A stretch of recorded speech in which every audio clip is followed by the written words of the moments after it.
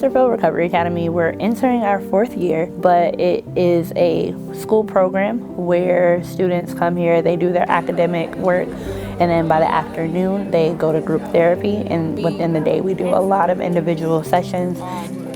Right now, currently, I work with a lot of adolescents who struggle with depression, anxiety, PTSD, and they don't have really a way of how to cope with what they're experiencing, whether in their home environment, school environment, the area that they grew up in. So a lot of them feel very, very hopeless. So suicide becomes that only option for them, or substance use. So they co-occur very frequently. So you're gonna get 20 seconds. I think it's important because the awareness, I feel like it's very silent.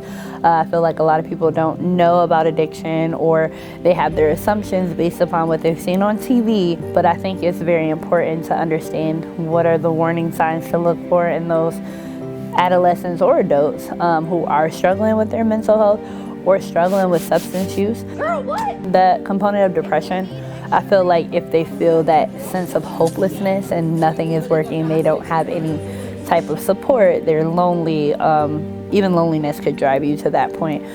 With a lot of the teens that I've seen and that I've worked with, they just discuss how they don't have another option. So they feel like suicide is the only choice, whether it's being influenced by social media and how publicized suicide has been.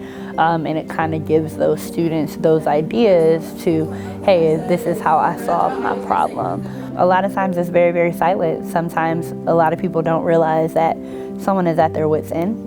So we're not paying that close of attention unless you actually have a relationship with some of those people, that we pay attention to what are their day-to-day activities and how have they changed. She needs some medication. So when it comes to suicide, a lot of isolation, a lot of depressive symptoms, sadness, just kind of disconnecting from family and friends.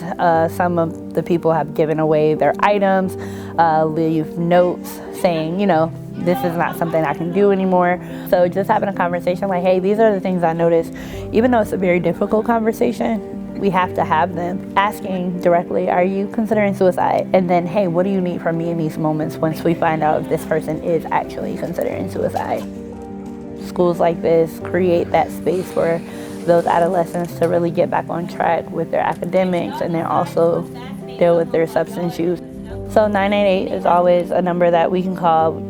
We have crisis through Chesterfield County that can be accessed. We have a lot of crisis stabilization centers that are within the area that can also help, and then other agencies that provide mental health counseling or medication management.